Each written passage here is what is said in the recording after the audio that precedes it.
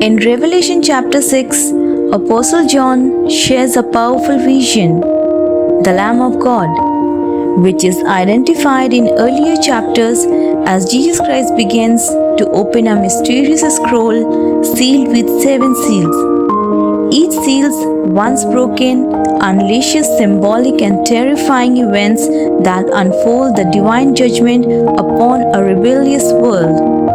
The events narrated here marks the beginning of the Great Tribulation, a period of suffering and divine wrath, preceding the final consummation of God's kingdom. This chapter is not just prophecy, it is a theology, a spiritual warning, and cosmic poetry in motion. Through vivid imagery and layered symbolism, John unveils God's sovereign justice in the face of human corruption and rebellion. So let's understand deeply about the seals. The first seal, in the white horse, means conquest. Let's read Revelation chapter 6, verses 1 and 2. It says that, "I watched as the Lamb opened the first of the 7 seals. Then I heard one of the 4 living creatures say in a voice like thunder, 'Come.' I looked, and then before me was a white horse. Its rider held a bow, and he was given a crown, and he rode out as a conqueror bent on conquest." In many interpretations say this is mirroring Revelation chapter 9 verse 11, where Jesus returns on a white horse. He wears a crown and emerges victoriously, which would symbolically signal the advance of the gospel. But in a second thought about this rider, he is a false deceptive conquest. Some of the other interpretation says he is a false beast or deceptive conquest, possibly representing the Antichrist or a global political power presenting itself as just while advancing conquest under a guise of purity. But we have to keep in mind that a rider is given a crown, a divine passive showing that even his authority comes by God's permission. His mission is conquest, political, spiritual, or militaristic, and he sets the tone for the turbulent judgment to follow. Now let's go to the second seal, the red horse. Let's read Revelation chapter 6 verses 3 and 4. Here it is written, "When the Lamb opened the second seal, I heard the second living creature say, 'Come.' Then another horse came out, a fiery red one. Its rider was given power to take peace from the earth and to make people kill each other. To him was given a large sword. The red horse bursts forth as a fiery harbinger of violence and conflict. The rider might be the instigator of war, but a clear remover of peace. Humanity, left to its own devices, descends into bloodshed and chaos once divine restraint is lifted. Here the color red clearly signifies blood and aggregation, and sword is not a weapon of conquest like the bow, but one of direct and brutal combat. It's large, emphasizing the scale of coming destruction. This image parallels Jesus' own words in Matthew chapter 24 verses 6 and 7, where he foretells of wars and rumors of wars as signs of the end times. The red horse represents a loss of stability, both political and social, signaling global unrest and global upheaval. Now let's learn about the third seal. The black horse means famine. This is mentioned in Revelation chapter 6 verses 5 and 6. When the Lamb opened the third seal, I heard the third living creature say, "Come." I looked, and there before me was a black horse. Its rider was holding a pair of scales in his hand. Then I heard what sounded like a voice among the 4 living creatures, saying, 2 pounds of wheat for a day's wages and 6 pounds of barley for a day's wages, and do not damage the oil and the wine. The black horse introduces famine and economic hardship. The riders carry scales, a symbol of commerce, rationing, and judgment. Let's understand the meaning of the proclamations. The phrase, a quart of wheat for a denarius, which is a full day wages, means that the people will have to work all day just to afford basic food, highlighting scarcity and inflation. And second is, do not damage the oil and the wine. This may imply a partial judgment for the people and may also indicate that the famine is limited, not yet total devastation. The horseman portrays economic disparity and social injustice, intensified under divine judgment. It speaks not only to literal hunger but to systematic collapse of trade, livelihood, and access to necessities. And the fourth seal is the pale horse, means death. John writes here in Revelation chapter 6 verse 7 and 8, when the Lamb opened the fourth seal, I heard the voice of the fourth living creature say, Come. I looked, and there before me was a pale horse. Its rider was named Death, and Hades was following close behind him. They were given power over a fourth of the earth to kill by sword, famine, and plague, and by the wild beasts of the earth.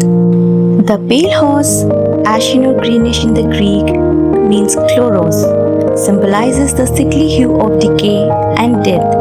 Its rider is the only one named Death, and Hades, the realm of the dead, follows like a dark procession behind him. This rider brings mass death, not from a single cause, but from war, famine, diseases, and even wild beasts. The statistic is chilling. A fourth of the Earth's population perished under this seal. This indicates a global catastrophe unprecedented in history. Here we see death and Hades are personified riding together, showing that the grave swallows the casualties of divine wrath, and this seal consolidates the destruction of the first three: conquest, the white horse; war, the red horse; famine, the black horse; and culminate in death, pale horse. Now, let's go further to the fifth seal, the cry of the martyrs. Let's see Revelation chapter 6 verses 9 to 11. When he opened the fifth seal, I saw under the altar the souls of those who had been slain because of the word of God. They called out, How long, sovereign Lord, holy and true, until you judge the inhabitants of the earth and avenge our blood? The imagery shifts from earthly judgments to a heavenly scene.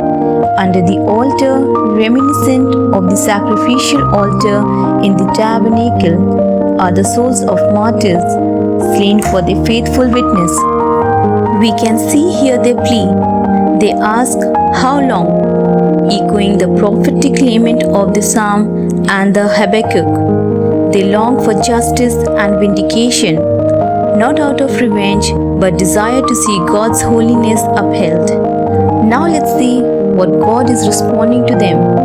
Firstly, they are given white robes, a sign of purity and reward, and were told to wait a little longer until the full number of martyrs is completed, which means those who are there on the earth, their brothers and sisters, were killed just as they had been through persecution. This moment underscores the sovereignty of God in timing and the scaredness of martyrdom in Christian theology. It also warns that persecution of believers will continue before final judgment arrives. Let's move further to the sixth seal, cosmic upheaval. To understand this, we need to read Revelation chapter 6 verses 12 to 17. It says, There was a great earthquake. The sun turned black, the moon turned blood red, and the stars fell to earth. The heaven receded, every mountain and island was removed. Now comes the first direct divine intervention in nature. The sixth seal unleashes apocalyptic chaos in the cosmos. Let's understand this in more depth. First, a great earthquake. When it will occur, it will destabilizing the physical world. Second, the sun darkened, this symbolizing divine displeasure and judgment. Third, the moon turns blood red, It is a harbinger of death. Fourth, stars falls to earth. This means the depicting collapse of heavenly order or spiritual powers. Fifth, the sky rolls back like a scroll, which suggesting the end of the present age. During the sixth seal, what will be the human response on earth? Let's have a glimpse on it. Firstly, the entire spectrum of humanity, from kings to slaves, hide in terror. Second, they cry out for the rocks to fall on them rather than face the wrath of the Lamb. Third, this paradox, wrath associated with a gentle image of a lamb which demonstrates the grace rejected becomes judgment. The final question in the chapter is haunting. It's written, who can withstand it? It's not historical, but it demands reflection and repentance. Now, come let's know the theological themes and final thought. Number 1 is sovereignty is judgment. The Lamb, who is Jesus, opens every seal. All events occur under his authority. This shows divine control even amid chaos, reinforcing that history is not random but governed by God's redemptive plan. Number 2. The judgment is progressive. We saw the first 4 seals escalate from conquest to war, famine, and death. The 5th reveals the cries of those who already martyred, and the 6th begins cosmic terror. This pattern shows that God's wrath builds in stages, allowing time for repentance before the final wrath. Number 3. The role of the church. The martyrs reminds readers that the church is not exempt from suffering. Revelation calls believers to faithfulness in the face of persecution, knowing their witness will be honored in eternity. And fourth is repentance. The horror described is not gratuitous, it is meant to awaken people spiritually. The images are vivid, even terrifying, because the stakes are eternal. It's a call to turn to Christ before the final judgment arrives. But still we have a hope beyond the seals. Though Revelation chapter 6 paints a grim picture of the world's future under judgment, but it is not the end of the story. The Lamb who opens the seal is also the Savior who died for the sins of the world. His desire is not condemnation, but redemption. Yet for those who reject him persistently, judgment is inevitable. The 7 seals open with conquest and end with cosmic upheaval, shaking not only the earth but the heart of humanity. But for the believer, this vision is not merely one of fear, but also one of assurance. God is in control. Justice will be done, that for sure.